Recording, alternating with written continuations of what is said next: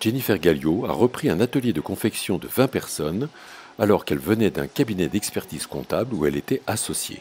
Donc mes cibles, je m'étais mis quelques critères et notamment un critère en lien avec la mode, mais un critère de matière qui était le cuir.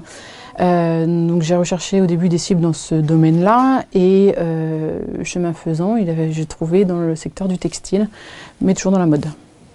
Donc sur l'année 2016, en même temps d'organiser ma sortie, j'ai organisé mon avenir et donc j'ai commencé à rechercher des cibles toute seule grâce aux outils à ma disposition comme Diane et puis quelques études, Xerfi aussi. Je suis partie du cabinet avec une cible que j'avais en vue et ça s'est pas fait assez rapidement, donc je me suis inscrite au CRA en lien au projet donc CRA du Choletais et grâce au CRA j'ai pu rencontrer les cédantes de l'entreprise AD Confection.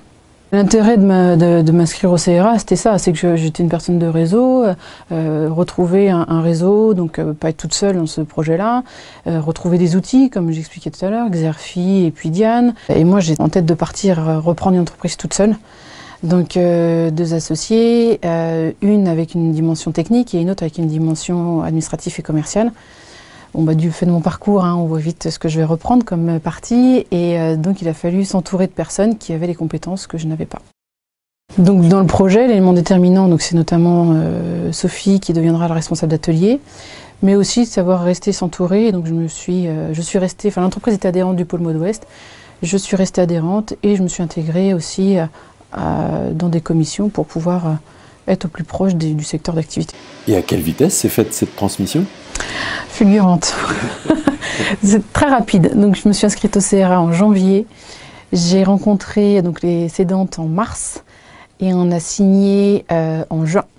Donc, les étapes, les d'intention, donc là plutôt soft, normal. Grosse étape du protocole, puisque moi de mon parcours j'étais habituée à ces rédactions juridiques, mais pas forcément les deux cédantes. Et donc là, il y a eu un petit moment de panique, notamment sur est-ce qu'elles vont signer ou pas du fait des rédactions. Voilà, elles ont posé beaucoup de questions sur ce sujet-là. J'ai pris un petit risque, je suis arrivée avant d'avoir signé, donc ce qui m'a permis d'intégrer l'atelier. Risque, au pire, je perdais du temps, au mieux, je gagnais de l'expérience. J'ai préféré externaliser ce que je connaissais avant, c'est-à-dire la compta, le social et tout ça. Je ne voulais pas prendre le risque de faire ce que je savais faire. Et donc me concentrer au commercial, administratif, à la gestion de l'entreprise et l'évolution de demain, puisqu'il faut aussi rechercher des locaux.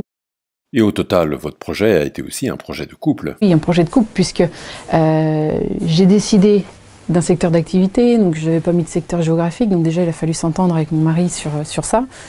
Et puis lui, il a une dimension de gestion de risque qui m'a permis de prendre du recul sur le projet, même si ça n'a pas toujours été facile, parce que je n'ai pas toujours voulu l'écouter. Mais oui, c'était une dimension importante.